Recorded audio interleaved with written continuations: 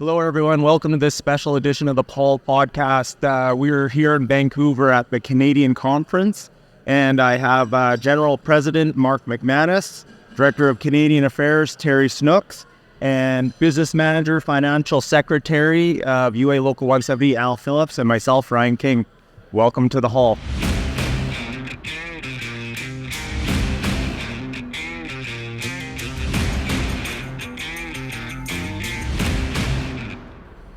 Thanks. Thank you. Thanks for having us. Thanks for coming on. It's we were able to slip this in. How was lunch? Lunch was excellent. Conference was excellent. This morning, outstanding. Good to be up here. Yeah. No, it's been some great speakers so far, and I look forward to this afternoon session.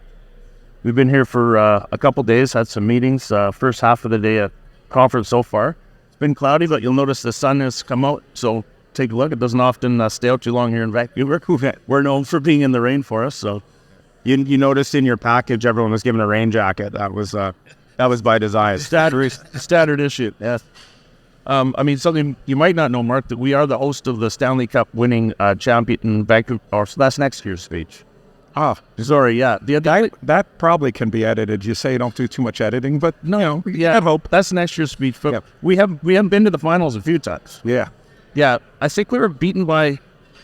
Yeah, the first time it was the New York Islanders. Yeah, and then I think the second time by your team, New York Rangers, Yeah. 94. Yeah, barely remember it. Yeah, I'm sure you. June 12th of 1994, barely remember the whole thing.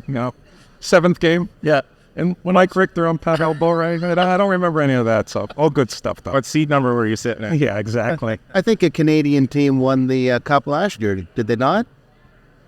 was it a leap year? Las Vegas Knights, Yeah, they're a Canadian. right? team. 24 Canadians on the team. Yep. I think we won.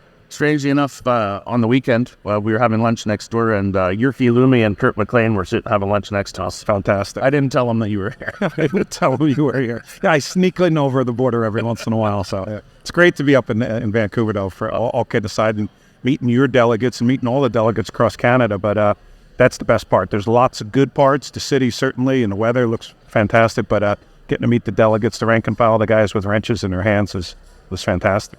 Yep. No, it's the message that you guys are putting out, the leadership, and you can tell the people in the room are excited. Everybody's kind of, they're edge of their seat. People are paying attention to what's being said and the future of the UA.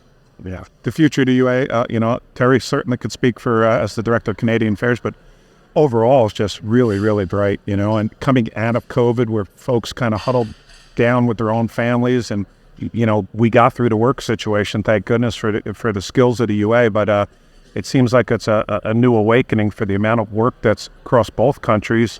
It's a wonderful time to be in the UA, and it's a crazy time to be in the world, but it's a wonderful time to be in the piping industry, in the unionized piping industry, the UA, for Canada and the US. What do you think there? Well, the city of Vancouver, through no fault of my own, I spent a lot of time here in the last 5 years, and it's one of my favorite cities in North America. The leadership of 170 has done a terrific job in the past number of years, gaining work for the membership, building the local. The training is always exquisite. Just proud to be part of Local 170's history. Yeah, it's really exciting that we can be here, and at the end of the week we'll be having our 125th anniversary, and it was mentioned this morning about, the things that we have to face as an organization, right? And Mark, you spoke to us yesterday about obligations, what our obligations are and what we have to meet.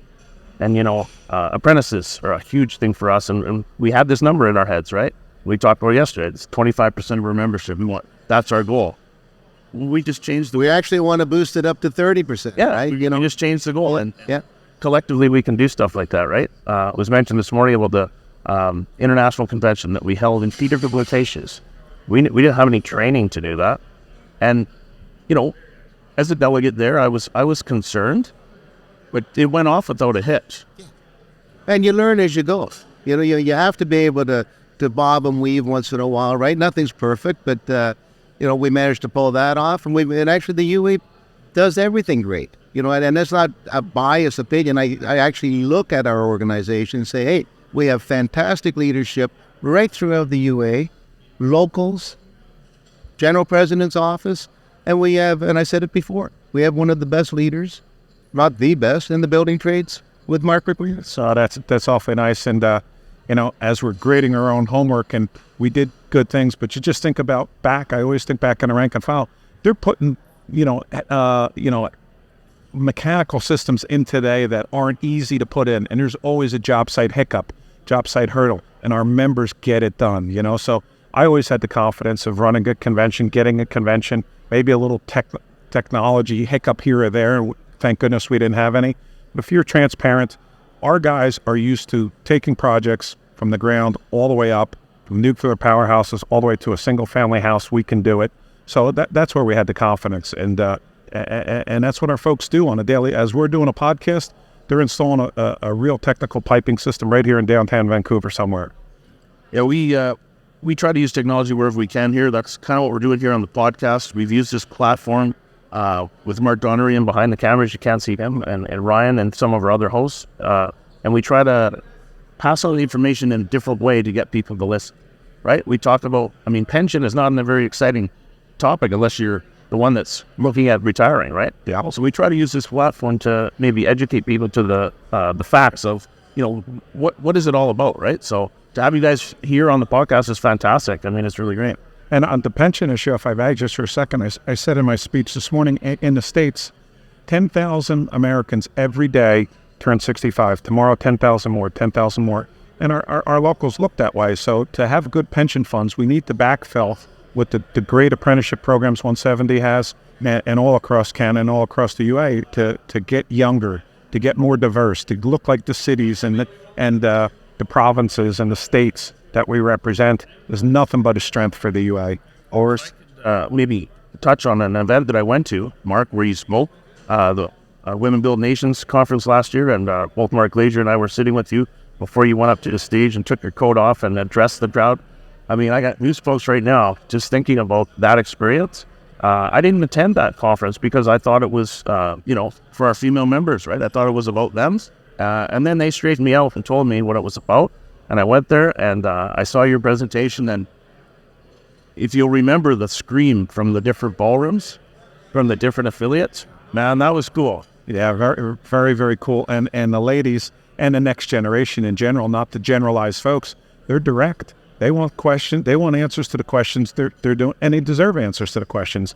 And it's refreshing. And you mentioned I took my jacket off. That was about aesthetics. I got to look like I'm ready here to answer those questions. It's daunting standing up there because the passion that's coming there. It's fantastic, but it's also daunting to get a house full of new generation coming in, asking and demanding things that need on job sites and in local unions. It's wonderful. We're making progress. Being a member for 32 years, I've been to a lot of conferences with a lot of guys, but to be to that women's conference where they're there was, that's life-changing for me. Yeah. It was educational for sure. Well, I had said that to many people when I was there. I said, if our male members had the attitude and the drive that these young ladies have coming into the industry, we'd be miles ahead of where we are. They do a terrific job. They love what they're doing. They're taking the education that we offer, and they're becoming terrific tradespeople.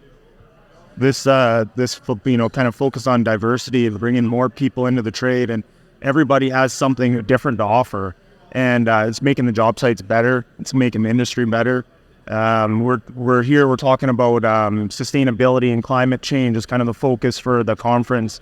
And, you talk about members retiring and new members coming in. This new work is going to be dynamic work. It's going to be new equipment. It's going to be new things. So on a training level, we're seeing different courses available to the members to keep the members educated on new technologies, right? And that's to position us in a place where we need to be to keep the UA strong.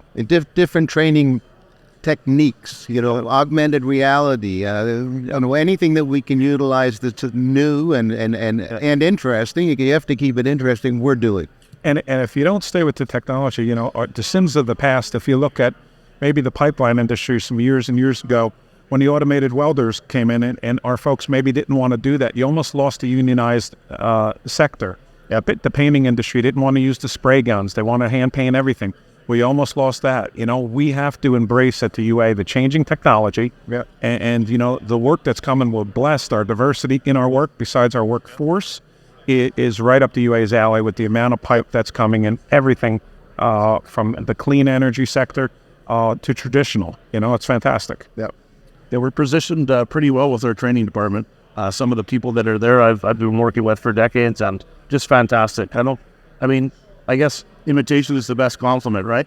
Our program in Ann Arbor, there's 2 other international unions that go there now because of what we did, right? Yeah, So terrific. it's fantastic. And as a graduate of that program and having all of our instructors there, the interactions that they make with the other UA members and the things they bring back to our local, there's no match. What gets me out is every year you go, you've done a lot of years in a lot of different roles.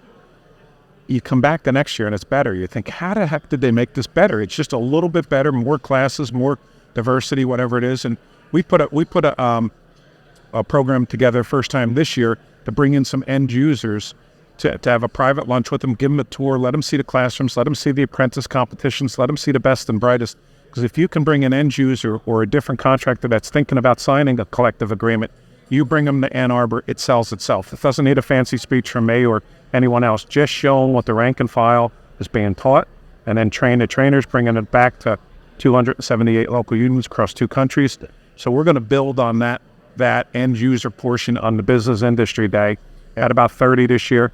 I expect in a couple of years we'll have a couple hundred right there, which is real good. When the end user can see, the labor force, the product, if you will, they can see the quality of it. They see the, say in Ann Arbor, they see the skills competition and they go, this is the future. These are, being a part of this association, this is the labor you're going to receive. This is the quality. This is what's going to make your project come on budget, come, on time, all these things, right? When they can physically see that, especially at like a kind of a grassroots level, these apprentices they're all comrades, but they're competing, and to see the level of skill, it's, for the contractor to see that's huge. Not much different than when we bring government officials into our training facilities at all levels, and sometimes they have opposing views to us, but they see what we offer, and in most cases, they start to embrace what we do.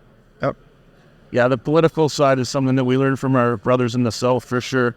We have the BC Building Trades here. We're Ottawa every year. We're going this November to lobby government. Terry was with us last year when we were there as our Canadian director, meeting with the MPs. And, if you don't tell them what you want and who you are, they're certainly not going to figure it out, are they? That's right. I think the old saying is, if you're not at the table, you're on the menu. That's it. So I'd rather not be on the menu. And they can disagree with us, but at least they hear us out. And I do believe anytime you can bring a local politician or a provincial politician, prime minister, good, God willing, to a training facility, it blows them away, no matter where you are in the States or Canada, because they all say the same thing. I knew you guys did good things. I didn't know you did that many things. Yep. You always surprise them because quite honestly, the further we get away from the tools, you go back to it, it continues to change, and we've been all good mechanics our whole lives, and it continues to change and evolve. Yeah, I just want to say thank you guys so much. We're running into a time crunch here with lunch, and for taking the time to have a few words with us. And what a great conference to have you guys here in Vancouver, to be here for our 125th, and to be able to negotiate and talk about our resolutions that are coming on the floor. I'm really looking forward to it. I'd just like to say on behalf of the whole UA, congratulations to that membership, past, present, and future membership of Vancouver Local 170. And if I was going to do an inaugural podcast, this is my very first one. We're better to do it with you 3 folks and up in Vancouver. So, and hope we didn't screw it up too much there, And one UA, right? Yeah, there we go. One UA. All right. Cheers. Cheers. Thanks so much. All right, guys. Thank you. All right, we're going to wrap it up there. This is the Hull Podcast. If you like what you see and what you listen to here, depending on how you're listening to it, please like and subscribe and share with your friends. Thank you.